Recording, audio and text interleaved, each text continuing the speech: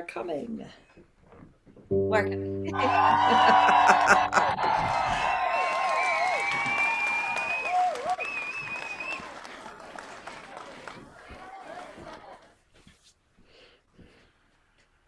So it does look like we're still waiting for a few. Okay.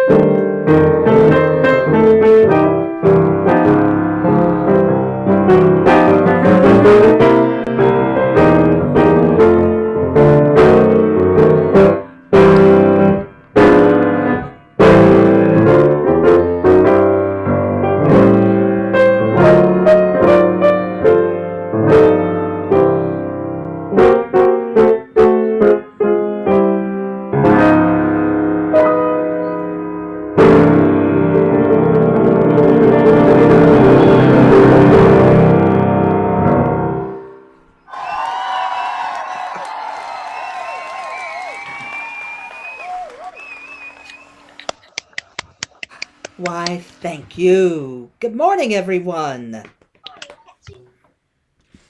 All right. Welcome to the final week of October, beginning on a Monday, and I am really happy to be here. Thank you, David. Thank you. The 2021 Music Award goes to me. I humbly accept. And you know what? We'll just imagine in the world that works for everyone that I already received the award. Thank you for sending that to me. and my gratitude award goes to all of you. So this is for you. Thank you. That really puts a smile on my face. Okay. Thank you, Cesar. My goodness. And I will gladly share this award with my partner in good, Mr. Dan Wolf, who is also with us this morning, and with Mix Cory, who is your fierce and fabulous teacher. Yay! All right, so we're gonna jump right in, and I want to ask you, what kind of music do you think I was playing when you were all signing in to the Zoom this morning?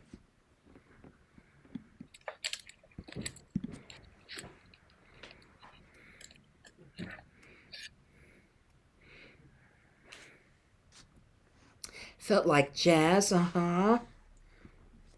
That works.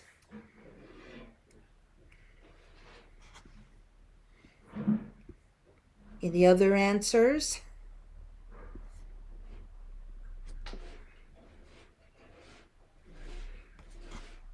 So I was playing some blues music for you this morning, and blues is certainly,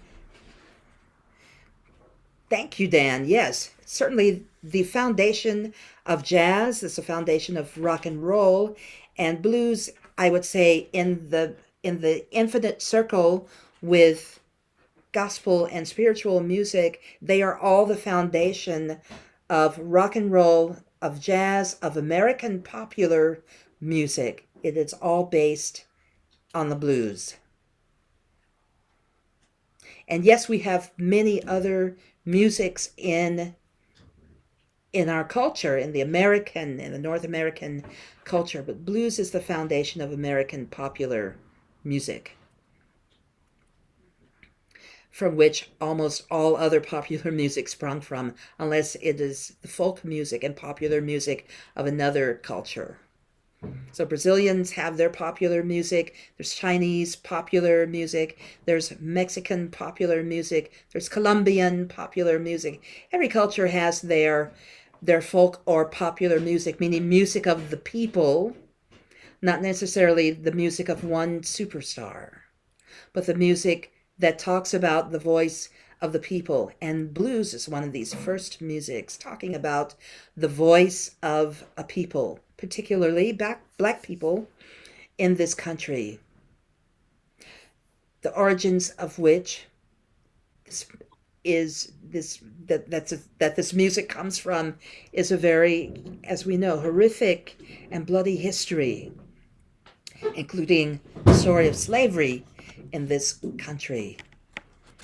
And the blues comes from that very deeply rooted and horrible past, but the blues are also a testimony to the resilience and the will and determination of people to, no matter what is happening with them, to continue to live, to be persistent, to insist on living and having a life worth pursuing, no matter how they're being treated, because of the dignity of all humanity. And so we fight for that. We fight for that for everyone. We want always a world that works for everyone. So blues music is one of those ways in which we can express that. We can express sadness, we can express celebration, we can express joy, we can express defiance. Here's a song that started as a spiritual, and then it's also become a gospel music, a gospel song. Gospel only meaning that it's spirituals written down and arranged a particular way. But the song started out just like this.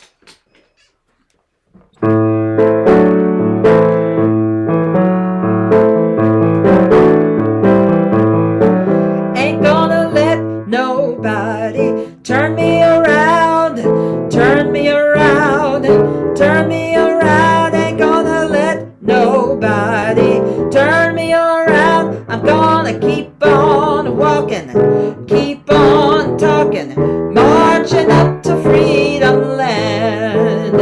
Ain't gonna let nobody turn me around, turn me around, turn me around. Ain't gonna let nobody turn me around. I'm gonna keep on walking, keep on talking, marching up to freedom land. So that is what we would call a minor blues, and it's a song of defiance. This song is also used by labor unions in this country as a song to unite people who work, people who don't have white collar jobs, but people who do a lot of very hard work, people who work in fields, people who work in cubicles, people who do manual work, manual labor, people building automobiles, for instance, or people working, people pouring concrete, your mailman. They're unions for labor, and oftentimes they are fighting to get basic rights like health care and the right, not just the right to work, but the right to a living wage, so that they can have a place, so we can have a place to live, so we can have food on our table, etc. And that song was one of the landmarks of the labor movement as well as the civil rights movement. So blues has a really important place in cultural and social movements in this country, not only for Black people, but for many other people and many other organizations associated with the acquisition of freedom, with the not just the acquisition, but with exercising our right to express who and how we are and how we live and move in the world. And blues is a great part of that. It is also a lot of fun. It can also relate a story about your current situation, or about something that you want, or something that you want to happen, or something that you don't want to happen. So it's a whole world of possibilities with the blues, and it comes in a couple of forms we'll be looking at more in depth with Dan on Thursday, the 12-bar blues form. Any questions or comments before we move on? I'm seeing that Yoskart was saying that he was singing that song in third grade. Oh, yeah. And Jonathan said that he also was. Oh, yes. Very good. Do you remember what it was for in third grade? No, I just remembered that we were singing it on stage. On stage, in the chorus. That's wonderful.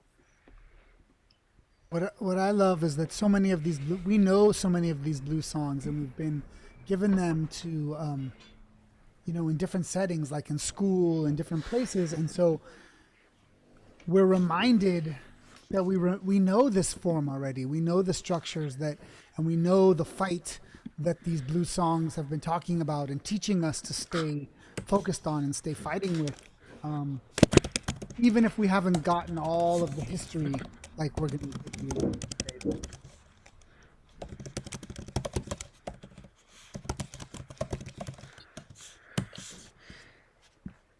right.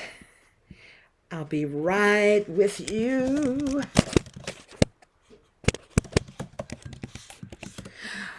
Okay, so do you have any other observations or comments about the blues as we go a little deeper?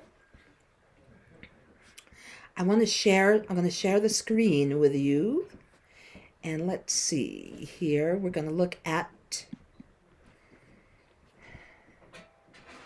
and hope I can get back to, all right, not that.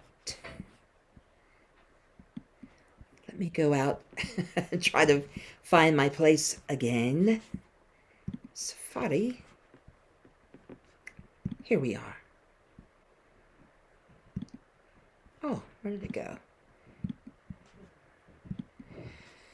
Ay, ay, ay.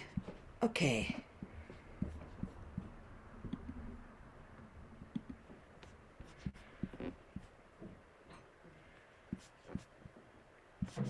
I'm having a little trouble trying to get back to my Google Slide presentation. All right. Let me know Well, if you pull up the video, Tammy. would you please, for Bessie Smith, Backwater Blues? Thank Great, you. I'll do that. Thanks. I don't know what happened to the tabs.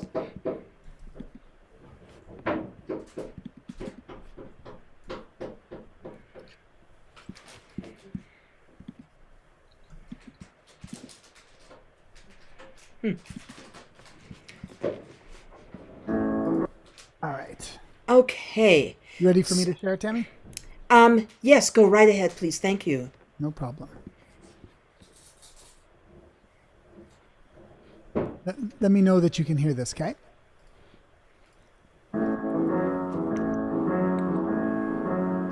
When it rained 5 days and the sky turned dark as night. When it rained 5 days and the sky turned dark as night. Then trouble taking place in the lowlands at night.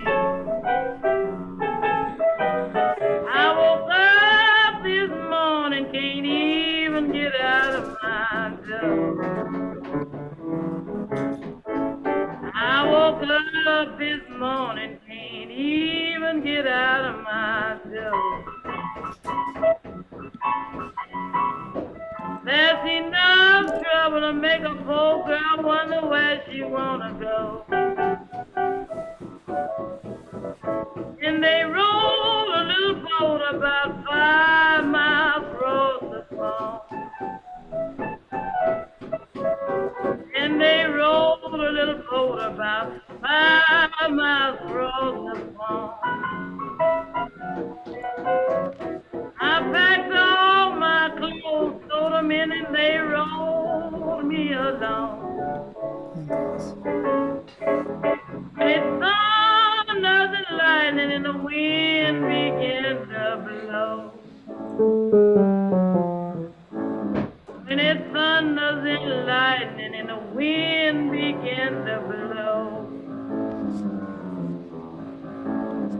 There's thousands of people ain't got no place to go. And I went and stood upon some high old lonesome hill. And I went and stood upon some high old lonesome hill.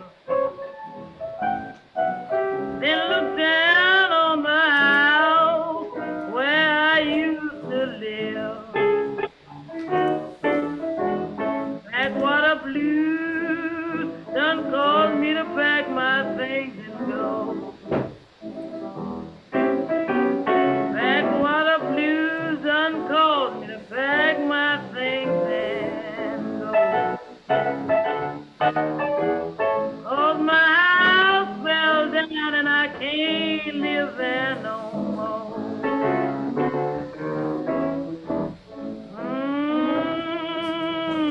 I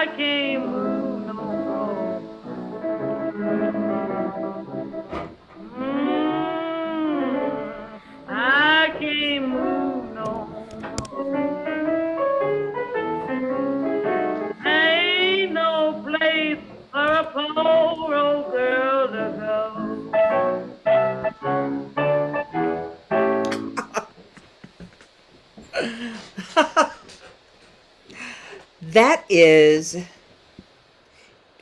all right. Dan, thank you so much. I have a question. Yes, When was the song made? the song was written, I believe, in 1927 Yep, that's correct. about about a flood that happened. It is believed that it was written about the great flood of 1927 that flooded the Mississippi River. But a subsequent story says it was written about a flood that happened in Tennessee around Nashville, outside of Nashville. So these two huge floods did happen in the same year, not at the same time of year. And Bessie Smith happened to be in that part of Tennessee, and the people asked her to write a song about the great flood in Tennessee. And that got translated to what happened in the Great Flood in 1927 in Mississippi, and the song still remained relevant with the advent of Hurricane Katrina in New Orleans in 2006. So the story, the gist or the meat of the story never changes. There's this huge flood, or here's a huge hurricane, and the people have nowhere to go, or this one woman has nowhere to go. It also speaks to the disparity, the inequality of that happens in underserved communities. So in the parishes, some of the black parishes are majority populated black parishes in New Orleans. Those people didn't recover. Many had to leave the state and live with relatives or find their way in other parts of the country, including South Texas, all the way over here to California, because they weren't able to rebuild their homes, because they didn't get the same treatment as people living in more affluent or more wealthy neighborhoods who were able to rebuild their homes. So Backwater Blues has a lot of the story of us in it and around it. And it is also a great testament to Bessie Smith's songwriting, to her voice, and to the way she was standing up for the people. And she was certainly known for that.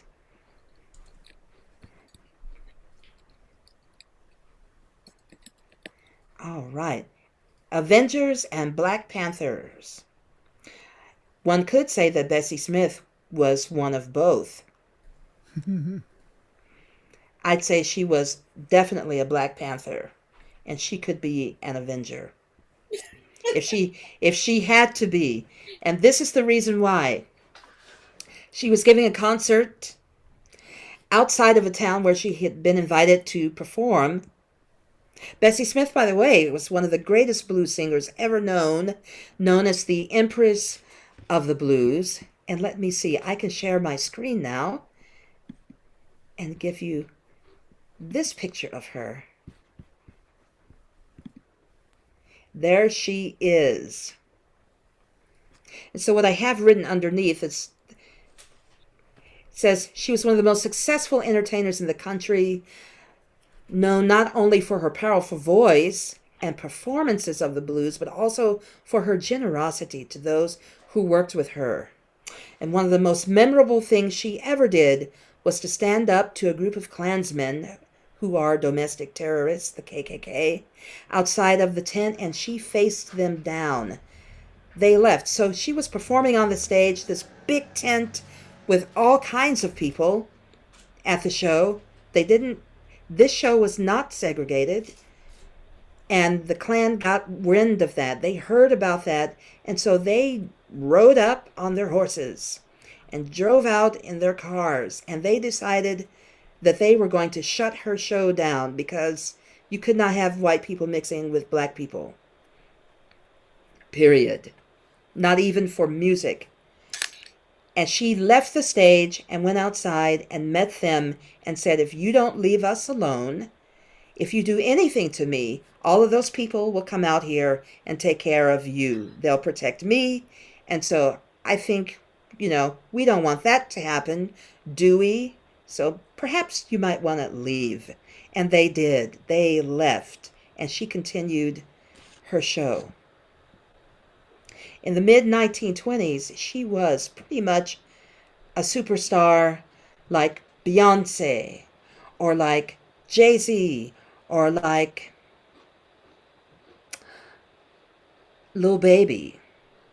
She was that popular, and she was the highest paid entertainer, not just black, but black or white, anywhere in the country. She was the highest paid entertainer in this country, and she flourished right up until just before the stock market crash of 1929, the great crash.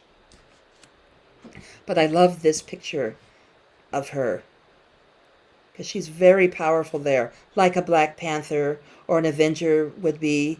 And it just says, here I am, just the way I am, and I am good enough and perfect and powerful just the way that I am. And this is Bessie Smith,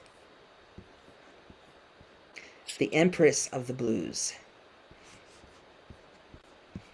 Any questions?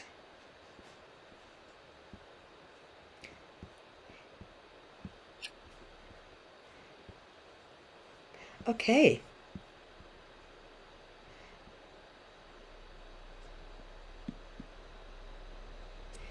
This is Gertrude Ma Rainey, and she's known as the mother of the blues. So Bessie Smith's inspiration came from this woman who is attributed to taking the blues out on the road for women. So now we've got women coming out of black people coming out of enslavement and having this newfound freedom.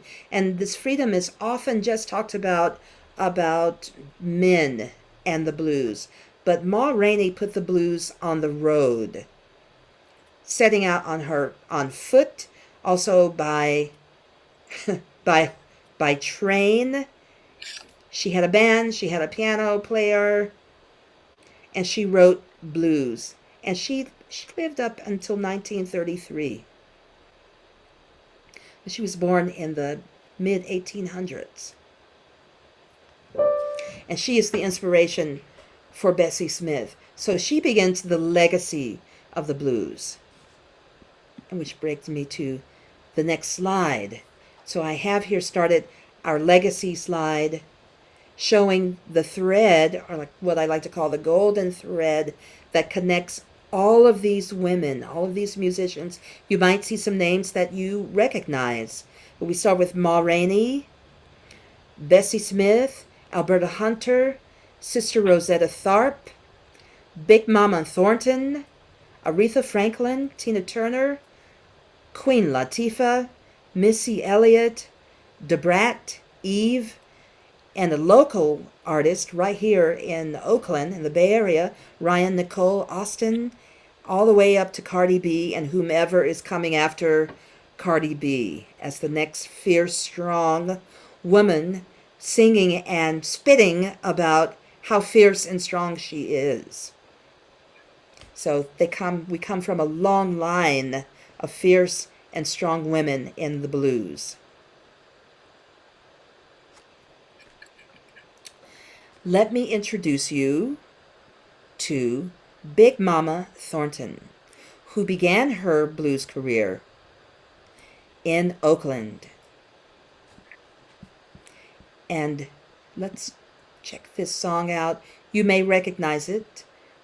And if not, I'll play the other version and we'll talk about that too. Everybody all right?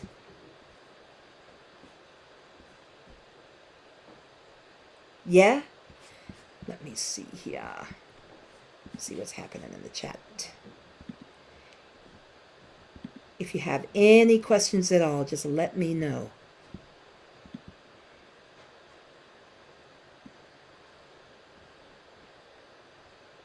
That's right. and Youth versus the Apocalypse, Ryan Nicole. Okay, so let's check out Big Mama Thornton.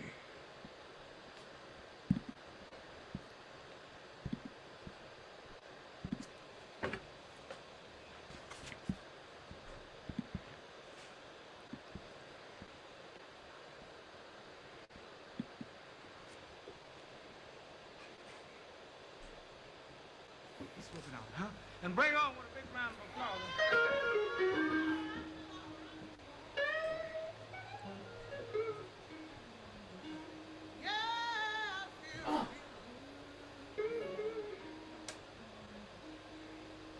I just want to let everybody know all about it. You ain't nothing but a hound.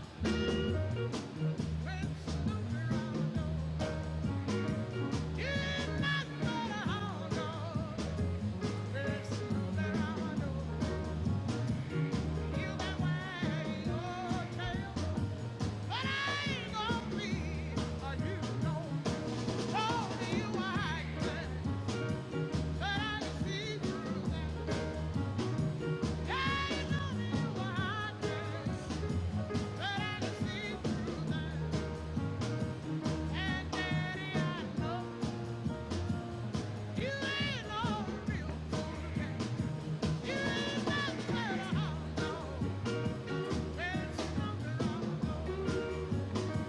You ain't nothing but a hound dog. Very smooth around the door. You can wag your tail, but I ain't gonna be a you know. Oh, Tammy.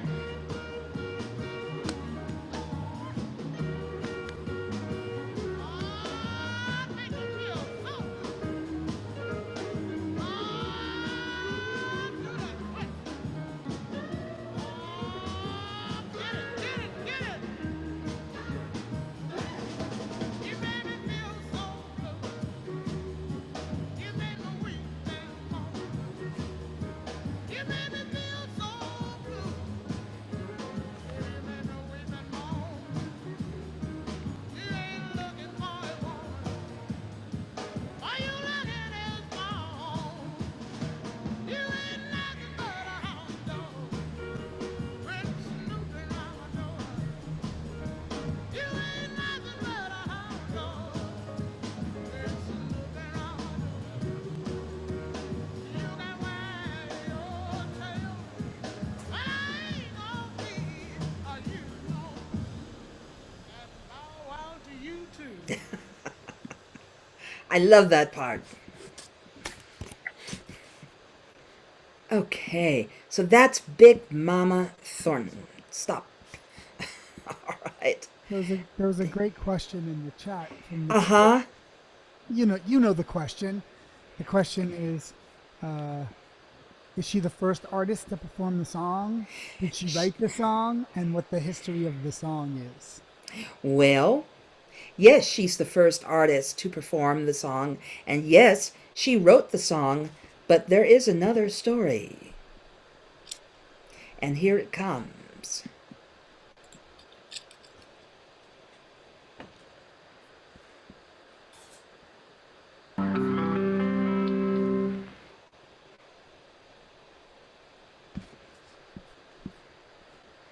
Hello.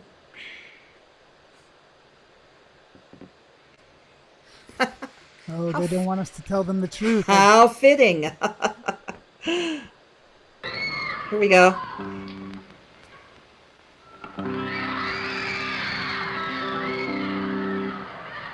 You ain't nothing but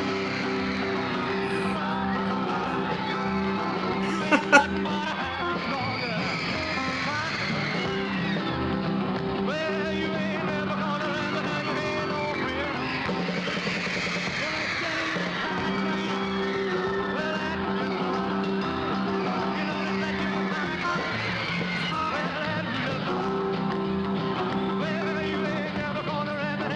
no friend.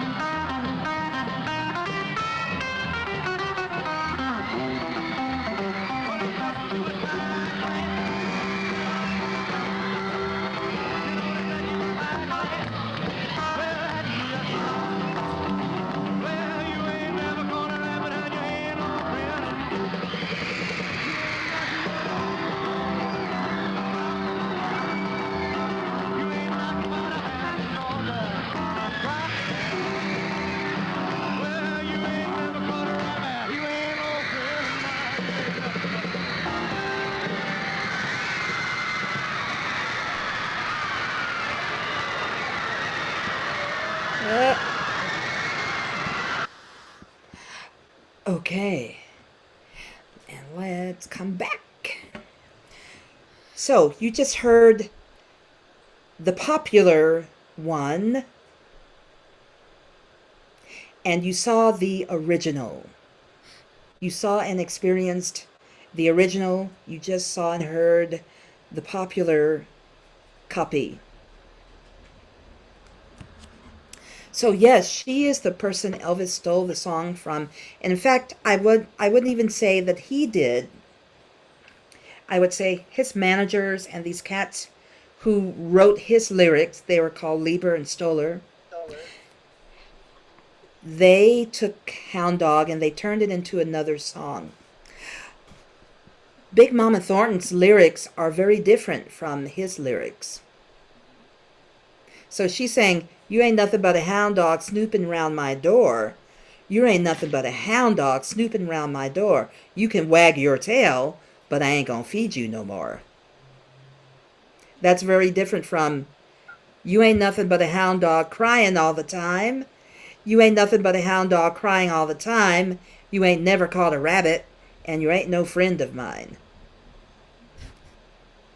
So you can choose, there's no right or wrong, but the history is this. The song was taken from the original and put in another body, a white body, and then presented to the audience.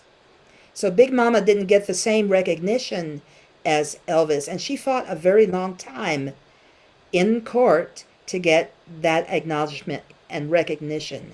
And Bonnie Raitt, who is another artist, Bay Area artist, did help her and many other black musicians who did not get the recognition or acknowledgement for the songs that they wrote, that other artists, white artists in particular, took and performed and made popular in this country. She helped them get that acknowledgement and recognition, not only for who they are, but also financially. Yeah, and it's really it's an interesting story because as I've done my research about the song, his writer stole a version, but they stole a version that had already been stolen from her. Right. There was this group called Freddie Bell and the Bell Boys. They had taken it and they had flipped it already, because what would happen was, there at that time you had white radio and you had black radio, and white folks wouldn't listen to black radio, but the producers of music would, and they would listen for the songs that were hot on the black radio stations, and they would take them and they would make white versions of the song, right? Right. And this is the challenge, I think, even today. And I'll just be honest. Look at my skin color.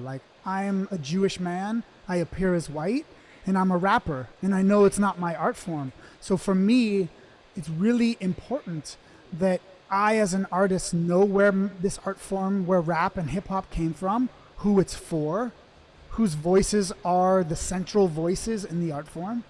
And I know that my voice is tangential. It's alternative to that voice.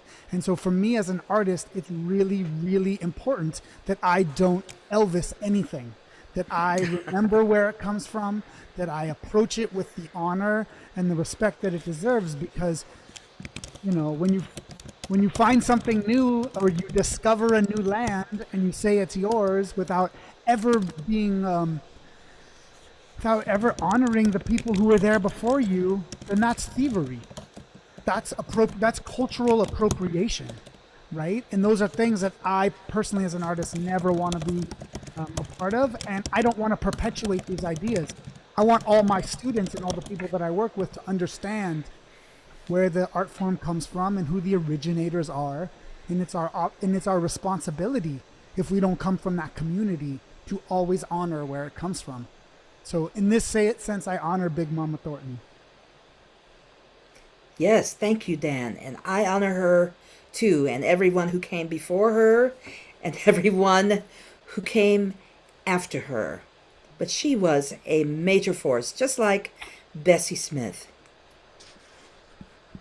And we'll go back on Thursday. We're going to revisit Hound Dog, because with Hound Dog, not only is there the blues music there, right? And it's kind of starting to border on rock and roll, but the structure of the song, right? The way that you count the bars and the measures of the song, and this is a very technical thing, really lives in the blues structure, specifically the lyrics, right? Because the lyrics, when you look at a blues song, there's an A-B sense to it. So if you look at Hound Dog, hold on, I'll just grab the first line, right? So I'm going to put it in the chat. So everybody look in the chat, right? So you ain't nothing but a hound dog been snooping around the door. That's the A section. That's the A. And then in an AAB poem, you repeat that A section again. So she says it Got it. twice, right? She says, you ain't nothing but a hound dog been snooping around the door. She repeats it. You ain't nothing but a hound dog been snooping around the door. Those are the two A parts. Now here comes the B part. You can wag your tail, but I ain't gonna feed you no more. Does anybody notice anything that is similar in the B part that is similar in the A part? Connecting it to rap. That's my hint for everyone. Look at the last word of the sentence, the second sentence. Anybody can see a similarity there?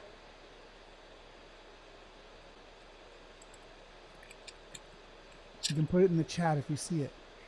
The word door, yeah, the sound of the words, right? What does the word door and the word more do? Think about rap. What do you do when you rap?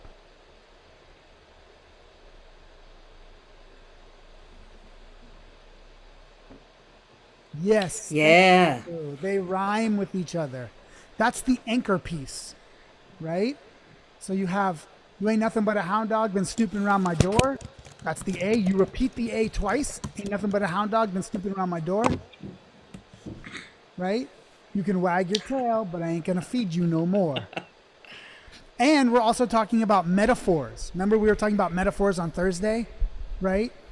Is she really talking about a dog? That's the question I have for everyone. And if she's, right?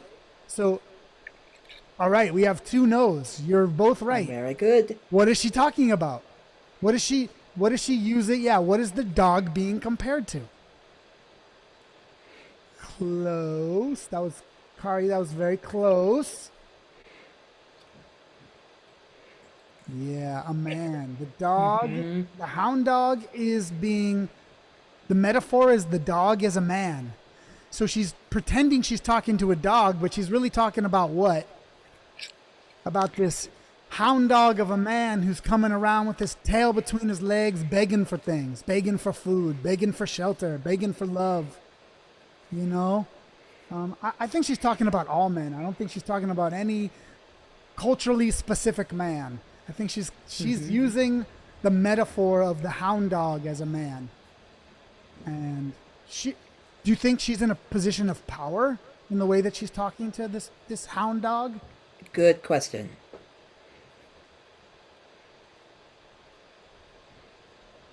Right? You ain't nothing but a hound dog been snooping around my door. You ain't nothing but a hound dog been snooping around my door. You can wag your tail, but I ain't gonna feed you no more. Right? You told me you was high class, but I could see through that. You told me you was high class, but I could see through that. And Daddy, I know you ain't no real cool cat. Okay, cat is an old school word, right? It's like you're not down. You're not cool. So do you think, is she in a position of power?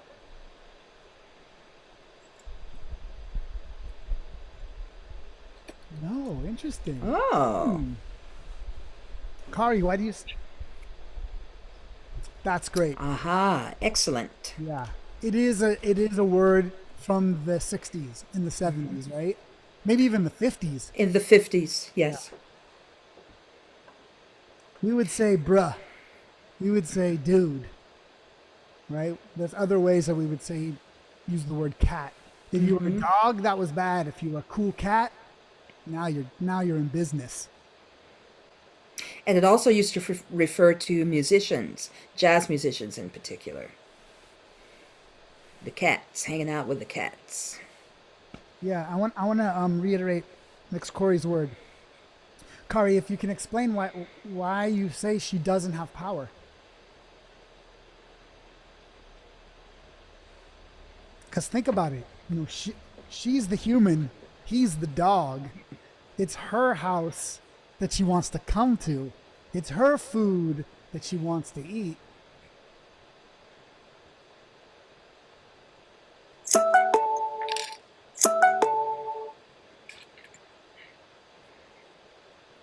Again, there's no wrong answer. It's just we're trying No. we're trying to understand our thinking. Right? Just like we're trying to understand Big Mama Thornton's thinking. I could imagine her just fed up with somebody that just keeps begging her for stuff. She's just not having it. Right? And she's just like, look, you little doggy, stop begging for food. The other cool thing I thought about Big Mama in that video was her outfit. Right? She looks like a rapper to me. She's got the matching hat that matches her shirt, and you see that quite often these days. When you see a rapper, right? She'll match her hat to her shoes. It's a big thing that I see all the time.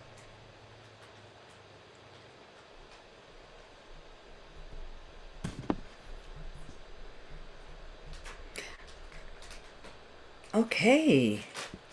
Dan, thank you. Yeah, no problem. And I think we are ready to move on to, let me say goodbye, Mr. Presley. Please get this right. Here we are. So that was Big Mama Thornton. Let's look at and meet Sister Rosetta Tharpe. So usually, well, a while ago, if you thought of someone playing the electric guitar, images of Chuck Berry, if you know who he was, or Eddie Van Halen, more recently, who just died, might pop into your head. But here is the woman who is considered the godmother of rock and roll, Sister Rosetta Tharpe. She had a great career. She really did innovate jamming on the electric guitar, and I just want to share her song with you right now.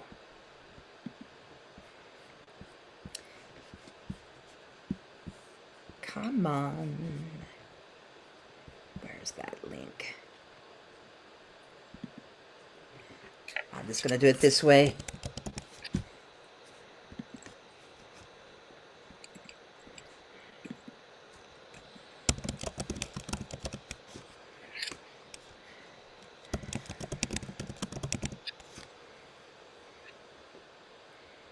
Okay. Is it that one? I hope it's that one. Here it is.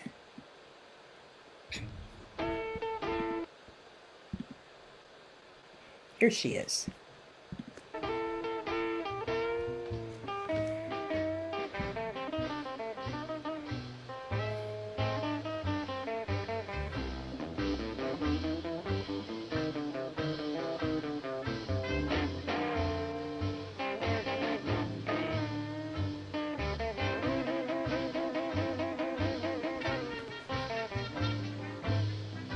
I want to tell you the natural facts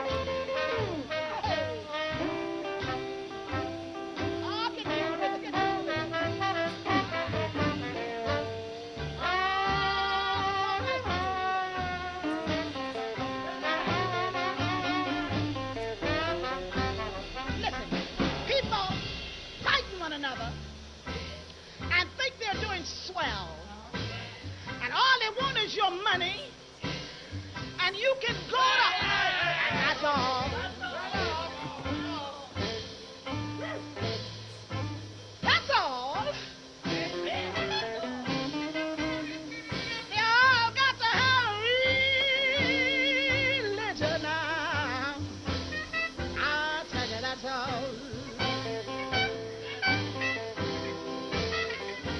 he can go to the college, go to the schools, have a definition. He is an educated fool, and that's all. Yeah, yeah, yeah. That's all. He got to have more love and understanding every day of our life. And that's all. Yeah, that's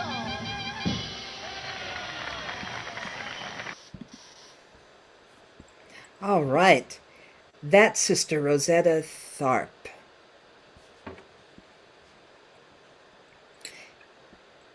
Do you hear or see any similarities between Bessie Smith, Big Mama Thornton, and Sister Rosetta Tharpe?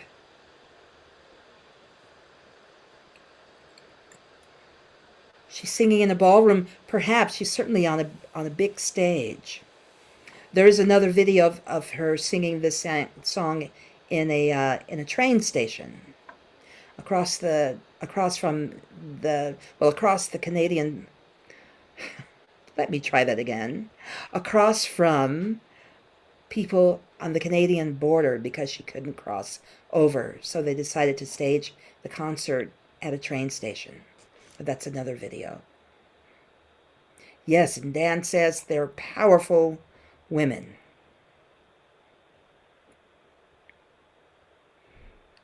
Right on, Muddy Waters. Yes.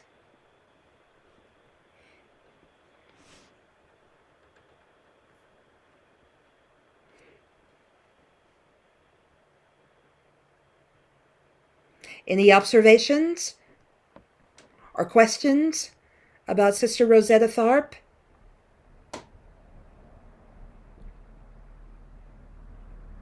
She was considered quite a novelty because women weren't considered, it's not that they weren't allowed, but they weren't really accepted to be walking around or strutting around the stage with an electric guitar and playing like that. That was considered men's territory.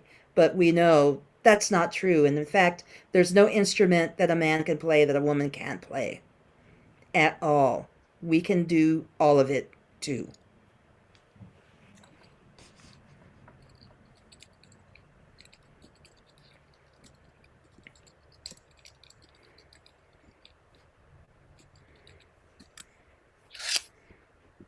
Okay.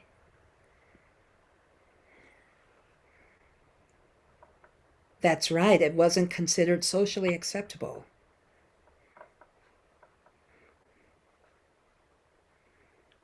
Because that was considered too masculine. Just like today, sometimes when you see a woman playing the saxophone or the trombone, oh, especially the trombone now. Now it's okay for women or for girls to play the saxophone. But now the next taboo instrument for women is the trombone. But there were women trombonists as early as that we know of, as the 40s and the 30s. There's a great band of all women called the International Sweethearts of Rhythm, and these were women who were housewives and perhaps maids and domestic workers who, when men went off to fight in World War II, people still wanted to be entertained in this country, and so these women put a band together and were called the International Sweethearts of Rhythm. They played swing and jazz music, and when the guys came home from fighting in the World War II in Europe, the women were just expected to go back to the kitchen or back to their lives of being second class. And that was not, some women did, and many others said, no, we're not going back. And that started its own movement.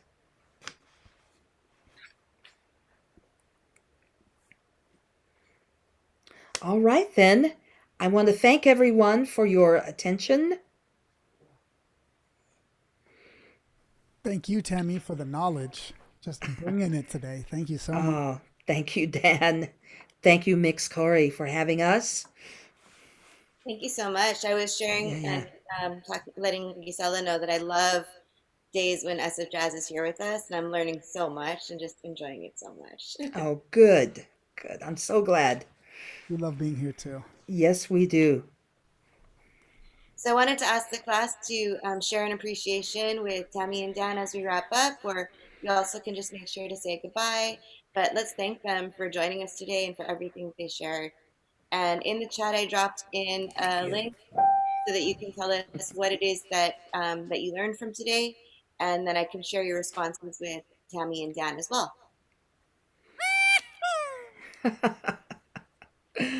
Thanks, Carrie.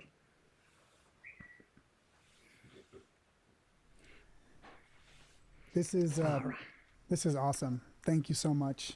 We love what we do. Yes, really we love- do. We would do it all day if we had the time, believe us. We probably will be going to do it somewhere else in a little bit. All right. So I will see you next Monday, and Dan will see you Thursday. Thank you, Genesis. Oh, and then one last announcement for the group. Warriors for Justice is going to participate in a street mural this Thursday in downtown Oakland, where everyone is going to paint the word democracy on the street. Warriors for Justice will have a 12-foot circle mural that we're going to be painting. And if you're interested, please let me know, and I can send you the invitation. We're going to be brainstorming the design today at 5:30, and then we're going to be downtown on Thursday from 3 to 6 by Oscar Grant Plaza, 14th and Broadway. And everyone is welcome. Just let me know and I can give you more information, okay? Okay. I also put All the right. update on the class page, so you can find it there too. Okay, bye. Bye. Bye. Bye, everyone. Bye.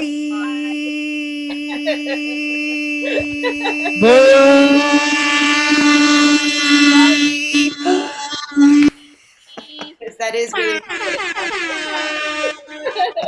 Bye. See you Bye. next time. See you next time. Next time. Have a good week, y'all. I love the music. Oh, thank you. I love that you love the music. For sure. Bye. Bye. Bye. I always do that with my daughter. Bye. Bye.